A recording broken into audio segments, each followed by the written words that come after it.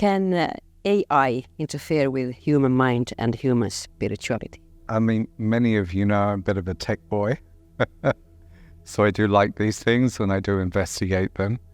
And there are some now amazing tools there that we can use to help us. But of course, you know, there is a danger here, and most governments are worried about this, where AI becomes so human, you know, being able to read human emotions as well, that it almost copies us completely. But I have faith that it can't go to that subtle level as we can. There's still going to be some degree of limitation that stops it being human. But of course, it can copy everything that we do. And there's all these models going on now that are based on emotion. So they're, you know, monitoring people's emotions, their responses to social posts, etc., just to see how our emotions, you know, work, so to speak. And then it can copy that, of course, because all these AI stuff is learning from us. But I think we mustn't forget that we are the masters in this relationship. The challenges it will bring is that will we be able to tell the difference, you know, between what's real and what's created by AI? Because those borders are becoming narrower and narrower and narrower. And most governments are really concerned about this, as much as they know that technology can advance and it can enhance. It is also a threat in the terms of war machinery, of spying on people, etc. So as many as there are good things, there are also, again, if it's used badly, there are things that could directly affect us. And people often ask me this question, like, you know, I can use ChatGPT or Google Gemini and I can write letters and I can do this. Is that going to put me out of a job or put someone around me out of work? But generally speaking, those repetitive jobs, yes, probably that is a threat. But what always will surpass is creativity.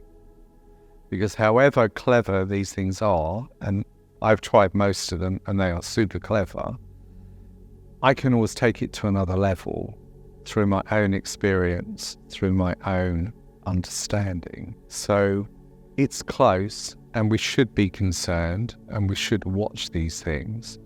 But as I said, let's take advantage of what it can give us. But there are lots of tools out there that can really help me and make my life easier. So why would I not use them, etc. So I think if you haven't tested it, have a play with it. It won't hurt you. It won't hurt anyone else. And it's super clever at giving you a succinct information. So I think it's very interesting. Let's try and use it to better ourselves or to have more information, have the correct information. It's not always correct. We must remember that because it's learning from other sources and those sources could be incorrect. So it always makes us discriminate at the end of the day. Is this correct? Should I use this information? You really have to discriminate the whole time when you use it. But it is super helpful. It is so super, super helpful. But it won't make us spiritual. It will make us informed. But knowledge is not wisdom. Okay, knowledge is something we acquire. Wisdom is when we assimilate that knowledge. When that knowledge, we live that knowledge, when that knowledge becomes part of our life, so to speak, our everyday living. We're living that teaching, we're living that truth. Not here, but here. And that's what we want.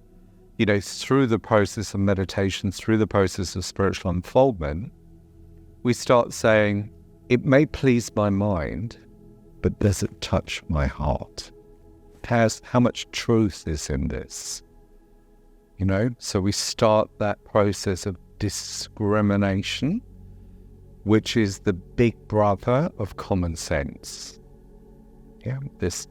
As we begin to unfold, we have these greater faculties to question, to discriminate, to view as an observer without being emotionally involved. And of course, through our practices, we allow the heart, the energies of the heart, to become the guiding force in our life. So that is that process of opening spiritually, but we go beyond the mind and connect with that deeper level.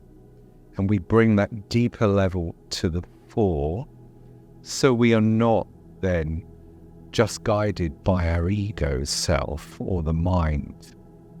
It is those energies from the heart that become the guiding force. That gives us expanded awareness, greater consciousness.